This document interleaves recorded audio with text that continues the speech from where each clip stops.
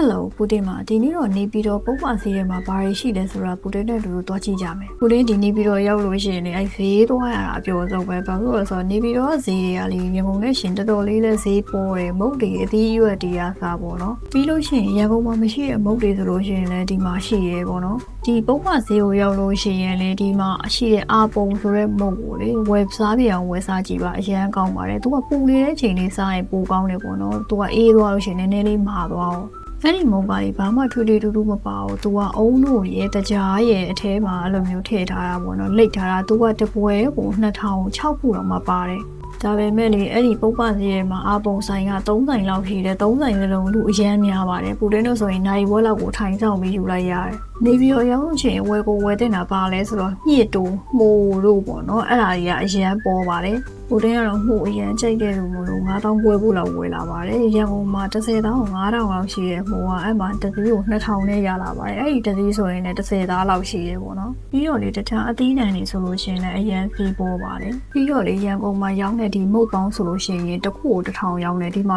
တစ်ခုကို900ပဲရှိတယ်။ပြီးတော့လေအဲ့မှာလေဝက်စီဖက်တွေလည်းဖီးပေါ်ပါတယ်။ပူတင်းကတော့တက်လို့ဝင်နေတဲ့အတွက်ကြောင့်မလို့မစားခဲ့ရပါဘူး။ဒီမုတ်ပေါ်ပူတင်းအရှိမပြောတာအာပုံဆိုတာလေသူကလေဒီလိုမျိုးလေးလောက်ရတာတစ်ခုတစ်ခုကိုတိတ်လည်းမကြောက်ဘူးဒါပေမဲ့သူကဝယ်တဲ့လူတအားများတဲ့အတွက်ကြောင့်မလို့သူကစောင့်ရတာပေါ့နော်ပူတင်တို့မျိုးမစီလည်းရောက်သေးတယ်ဒါပေမဲ့မျိုးမစီမှာဒီမုံမရှိဘူးပေါ့နော်ဒီတစ်ခုကဘာကွာလဲဆိုမျိုးမစီကကျတော့ထိုင်စားရတဲ့မုတ်ဆိုင်ကြီးပိုများတယ်ဒီမှာကျတော့အသီးနှံဟင်းဟင်းရောအဲ့လိုမျိုးချက်စားလို့ရတဲ့အားကြီးပိုပေါ်ရပေါ့နော်အဲ့ရောပုပ္ပစီကိုရောက်ခဲ့မယ်ဆိုလို့ရှိရင်ဘာဝယ်တင်ကြလဲဆိုတော့ပုံမှန်မှာပြောခဲ့ကြပါဦးပူတင်ရဲ့ blog လေးကတော့ဒီလောက်ပါပဲအကျိုးရှိတယ်ဆိုရင် follow လုပ်တော့လည်းမမေ့ကြနဲ့အောင်နော်အားလုံးပဲနောက် blog မှာပြန်တွေ့ကြပါမယ်